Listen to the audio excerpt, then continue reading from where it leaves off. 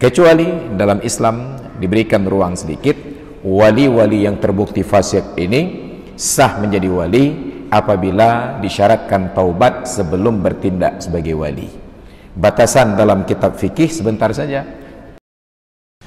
Orang yang pakai celana pendek laki-laki di atas lutut, ingat batasannya di atas lutut, terbuka aurat. Oke, kita kategorikan dosa kecil. Tapi kalau setiap hari begitu atau setiap pekan begitu, asal sudah goes Sabtu dan Ahad begitu, maka itu sudah cukup alasan untuk menjadi seorang yang fasik. Nah, cuma masalahnya di negeri kita sekarang ini, di Banda Aceh dan di Aceh ini, pemerintah tidak mempersoalkan celana pendek yang terbuka aurat selama Anda pakai masker.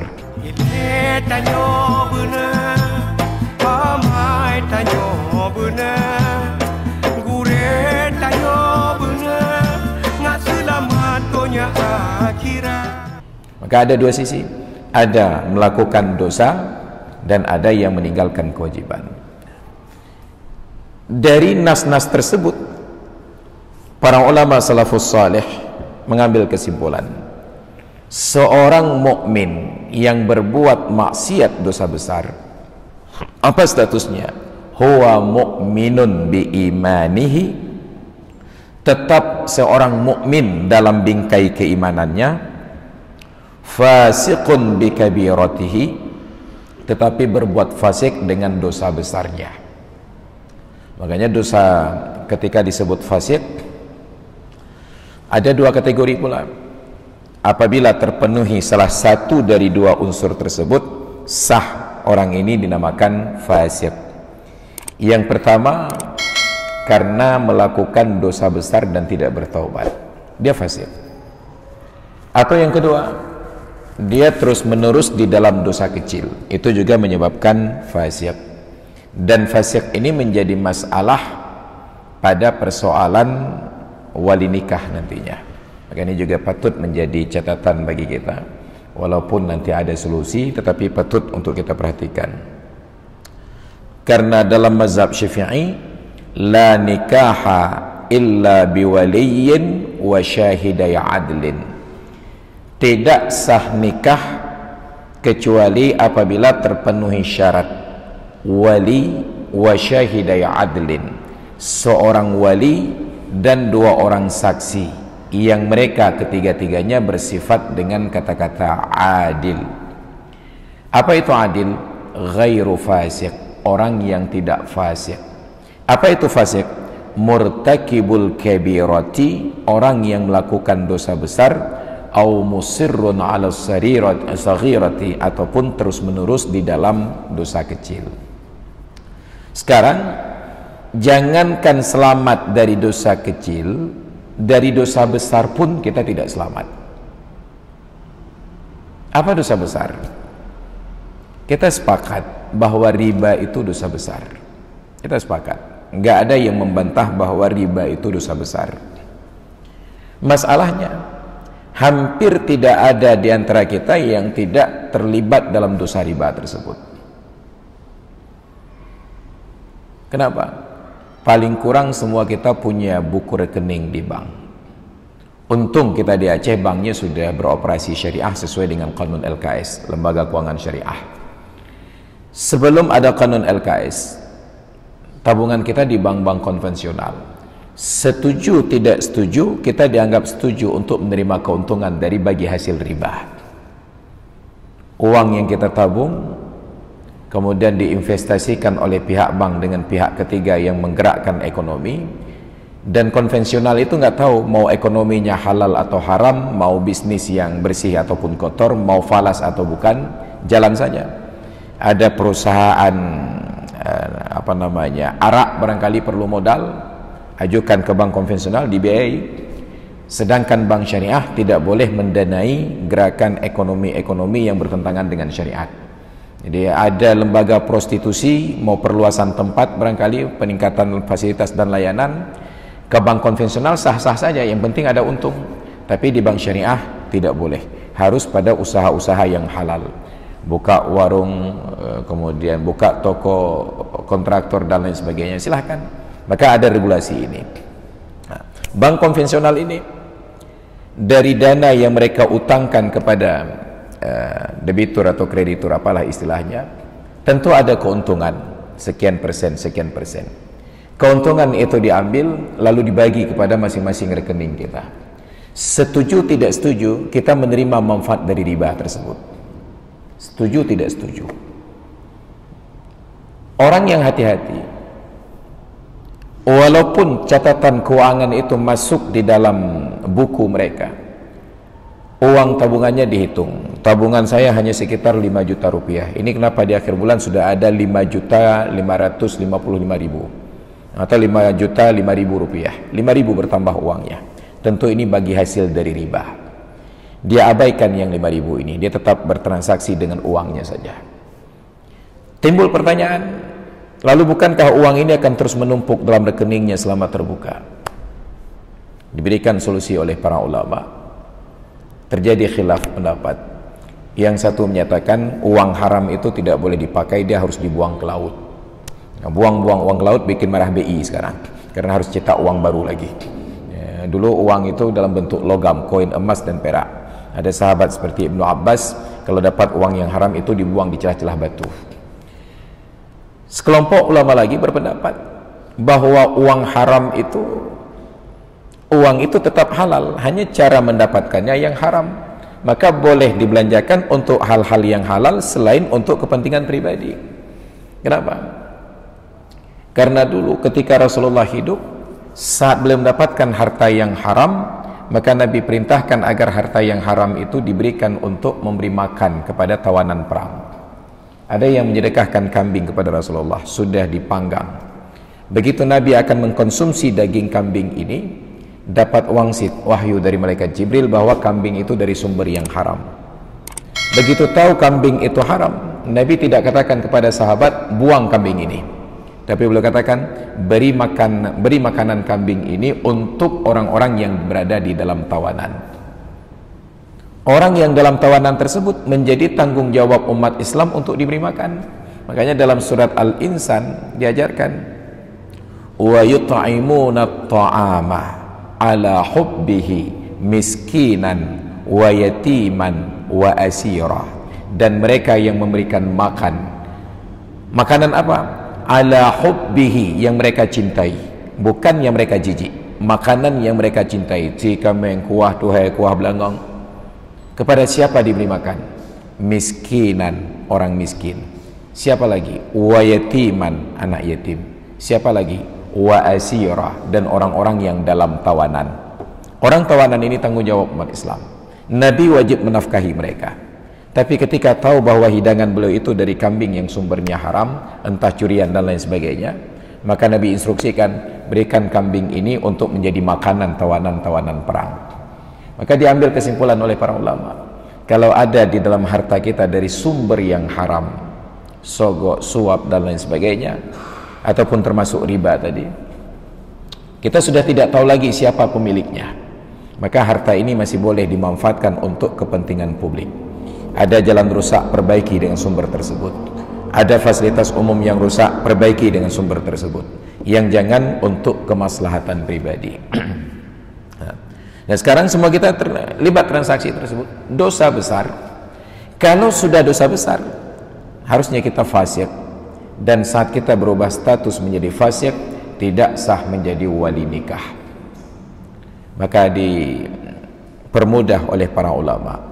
Kalau itu kondisinya, maka hampir tidak ada orang yang sah menikah setelah generasi tabi'in. Tidak ada lagi yang sah menikah setelah generasi tabi'in. Kenapa? Karena saat itu sudah bohong itu sudah biasa, berbuat zalim itu sudah biasa dan lain sebagainya. Akhirnya para ulama turunkan standar menjadi masturul adalah, orang yang tersembunyi sifat keadilannya. Dia fasik, tetapi perbuatan fasiknya itu tidak diketahui oleh orang lain. Bismillah. Misalnya ada orang bertransaksi riba, beli mobil, beli sepeda motor dengan cara leasing yang ribawi, tapi dirahasiakan. Datang ke masjid pakai sepeda motor baru, kita godalah, kabar ulam, Alhamdulillah katanya. Tentu ada rasa penasaran dalam diri kita. Nyen pe cash pe kredit. Ya, ini kan coba tak bahan. Nyen pe cash pe kredit. Bagi orang yang tidak paham, bahkan sejak dari awal sudah diberitahukan, nah kabarulum alah mata kredit pe. Ya. Jawabannya mengkata kredit pe sebenarnya lebih menunjukkan sikap tawaduknya untuk menyatakan, sebenarnya saya tidak punya uang yang cukup untuk beli motor ini, cuma karena ada fasilitas kredit dapatlah. Tetapi dia lupa bahwa secara tidak langsung dia sedang mempublikasi bahwa saya bertransaksi dengan transaksi riba. Dan yang kedua, secara tidak langsung dia sedang mengkampanyekan. Orang berpikir, Ustadz ini saja yang pengangguran, gak ada gaji bisa ambil kredit beli motor. Wilung puku prehlong. Maka orang lain pun berbondong-bondong untuk ikut gerakan yang sama. Maka dalam kondisi begini kita menyarankan, walaupun sudah berbuat maksiat, rahasiakan. Begitu kita transaksi beli sepeda motor dengan cara leasing yang ribawi, datang ke masjid, kabarulam, alhamdulillah rezeki gebila Allah. Nyan cash pe kredit, boh kepuy ada nyong ada gop. Nggak perlu terlalu usil perkara orang lain. Selesai. Kita merahasiakan transaksi yang ribawi tersebut. Makanya dalam banyak ceramah saya sampaikan, untuk kawan-kawan kita yang tidak sholat, Anda tidak sholat itu urusan Anda dengan Allah, tapi jangan libatkan manusia. Caranya, ketika azan berkumandang, tunggu sampai selesai azan, lalu menghilanglah dari tempat tersebut barang 15 menit. Walaupun nanti balik lagi, kopinya masih tetap di atas meja. Setidak-tidaknya saat orang lain bertanya, "Ho gejak kanyan?" Masih ada jawaban, "Kadang gejak semayang." Nah kadang tak ngaji, kadang gejak semayang. Apalagi kalau tempat kita menghilang itu memang masjid. Cuma bukan ke dalam ruangan ini, bisa jadi di ruangan sebelah yang baru itu, yang i'tikaf di sana. Ya. Begitu kembali, "Pani rejak aku?" "Oh, di masjid." Dia tidak berbohong, memang dari arah masjid. Cuma itu bahasa Arab, dibuang mudhafnya. "Oh, dari WC masjid." Ya. Setidak-tidaknya orang tidak tahu bahwa kita tidak sholat. Tapi bayangkan ada orang yang nongkrong di warung kopi dari jam 6 sore sampai jam 9 malam. Waktu maghrib itu dari jam setengah 7 sampai dengan jam setengah 8. Bagaimana pemilik warung ini akan berbaik sangka, berhusnudzan bahwa dia sudah sholat maghrib? Waktu maghrib berlalu dan dia tetap di warung tersebut. Kecuali warung-warung tepi jalan akses lintas Sumatera, kita bisa berhusnudzan, jangan-jangan dia musafir. Nyopo musafir ci urang prada, lahir prada, mati prada. Ya, duduk di warung prada nak weh-wehenan. Selama masih ada alasan bagi kita untuk berhusnudzan, berhusnudzanlah bahwa dia belum berbuat dosa. Ya, tapi bila sudah tidak ada jalan, maka na'udzubillah.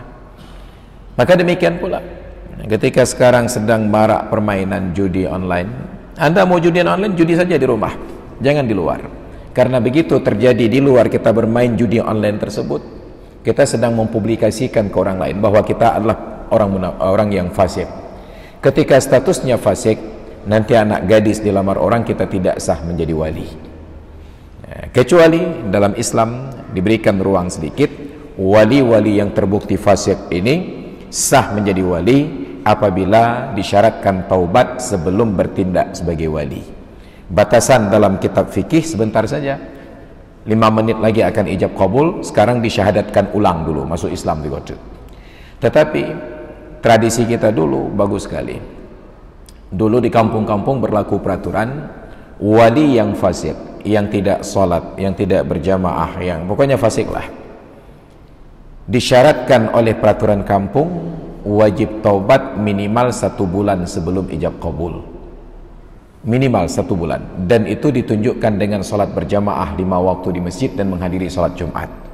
Maka dulu bila melihat ada orang yang tidak pernah datang ke masjid tiba-tiba sudah sering ke masjid, itu yakinlah sekitar sebulan lagi akan megapah misalnya, akan ada perbaikan gizi di rumahnya. Kenapa? Karena imam kampung tidak bersedia menikahkan putrinya sampai dia taubat. Sudah ada usaha, walaupun begitu selesai ijab kabul dia lupa datang ke masjid lagi. Daripada kadar minimalis tadi hanya beberapa menit menjelang ijab dan kabul. Maka seharusnya tradisi-tradisi yang baik yang masa lalu itu dipraktekkan. Bayangkan kalau dalam masa 1 bulan percobaan taubatnya itu, dia datang ke masjid, ikut pengajian seperti ini, menanti azan Aisyah. Tiba-tiba dia merasa nyaman dengan jamaah masjid. Maka begitu anaknya selesai nikah, dia akan tetap lanjutkan perjalanan ke masjid. Maka kita harus tawarkan, seperti agen narkoba aja, ibu pri lah, pri. Ketika sudah terasa enak, baru nanti harus bayar. Maka demikian pula ibadat, kita paksakan dulu. Ketika sudah terasa nyaman dengan ibadat, baru nanti dia akan terbiasa. Ini fasik. Maka fasik itu melakukan dosa besar atau terus menerus dalam dosa kecil. Ini juga menjadi masalah. Betapa banyak kita perhatikan di jalan raya, bahkan sambil jalan kita perhatikan di depan-depan rumah warga, orang laki-laki yang pakai celana pendek, lu puntung. Dan yakinlah laki-laki celana pendek ini rata-rata kategori OKB, orang kaya baru. Orang kaya baru cerita kejo aja. Karena menurut pemahaman dia waktu miskin dulu, tanda orang kaya itu turun mobil pakai celana pendek. Saya kapan lu turun motornya kekayaan. Ini yakinlah orang yang memang jiwanya miskin. Kenapa? Karena orang yang memang jiwanya kaya tidak akan berubah oleh keadaan. Dia boleh naik apapun, dia boleh tunggangi apapun, dia tidak akan berubah. Tapi orang yang ketika naik sepeda celananya panjang, naik mobil celana pendek, nyeci urung terkejut. Dia ingin tunjukkan bahwa saya baru dapat mobil.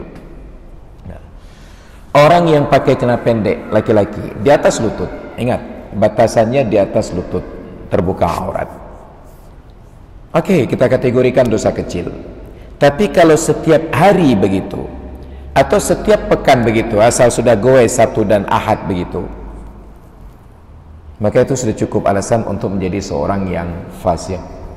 Atau setiap sore olahraga, main bola, pakai celana pendek, maka jagalah batasan aurat tersebut. Enggak ada masalah kita pakai celana panjang untuk olahraga, goes dan lain sebagainya. Nah, cuma masalahnya di negeri kita sekarang ini, di Banda Aceh dan di Aceh ini, pemerintah tidak mempersoalkan celana pendek yang terbuka aurat selama Anda pakai masker. Ada anak dua PJC, yang penting pakai masker. Itulah enaknya di Aceh sekarang. Tapi kalau Anda tidak pakai masker, walaupun lengkap semuanya, Anda akan dipersoalkan. Ini masalah kita pula. Jadi ada persoalan fasik. Atau dengan alasan duduk nongkrong di depan rumah sendiri di teras. Rumah itu yang ada privasinya apabila sudah tertutup masuk ke dalam. Maka privasi yang di dalam ini dilindungi oleh Islam sehingga tidak boleh ada yang mengintip ke dalam. Ke rumah di Arab, rumah di Eropa itu nggak ada jendela yang terbuka keluar, orang sambil lewat bisa melihat ke dalam, kecuali di lantai 2-nya, dan itu pun nggak ada yang lewat. Rumah kita, rumah villa dalam bahasa mereka, lantainya datar sampai ke belakang, jendela dari depan sampai ke dapur terbuka. Maka diatur dalam Islam, bahkan tamu yang akan masuk ke rumah tersebut diajarkan adab tidak boleh berdiri tepat di depan pintu. Kenapa?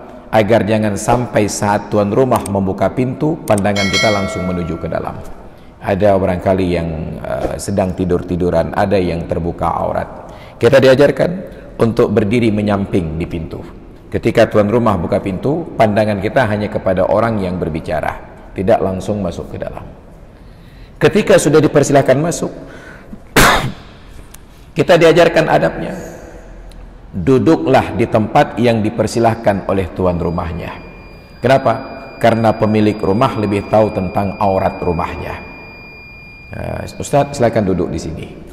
Tiba-tiba si ustaz ngeyel, anak boleh bahino mentang. Bahino mentang. Padahal posisi tersebut sudah disusun sedemikian rupa oleh tuan rumah agar bisa menghadap tamu dan melihat istrinya, keluarganya yang sedang menyiapkan makanan dan air. Mereka duduk tanya tengah. Anak pun duduk, baik lembah hina utang mangak mangangen katanya. Akhirnya air enggak dapat, kue hana merumpok, yang nak rumpok rumah mukroop. Maka menang kurang ajar katanya. Maka datang ke wilayah hukum orang lain, ke rumah orang lain, patuhi adab-adab orang lain tersebut. Ini semua diajarkan dalam Islam tentang privasi. Maka tidak boleh ketika jalan itu mata kita tengok kanan kiri, lihat. Satu. Yang kedua, bagi yang punya rumah, kalau sudah keluar dari rumahnya, terakses keluar, maka harus tertutup aurat, baik laki-laki apalagi yang perempuan. Tidak boleh dengan alasannya kalau rumah ulun aku itu bukan dalam rumah, itu hanya dalam pagar rumah. Kalau dalam rumah tertutup, tapi kalau sudah terbuka, terakses oleh orang yang di jalan, Anda turut berdosa. Maka na'udzubillah, diajarkan adab ini. Jadi kalaupun harus berkebun di teras rumah, di pekarangan rumah, usahakan untuk menutup aurat, karena itu menjadi masalah bagi kita dalam hukum fasik ataupun tidak fasik. Apabila tidak terpenuhi syarat untuk menjadi wali nikah tadi, tetap menikahkan anaknya, maka dikhawatirkan pernikahan itu tidak sah. Bila berlanjut berketurunan, maka dikhawatirkan keturunan itu pun menjadi keturunan yang tidak sah. Okelah kalau anaknya laki-laki, selesai masalah.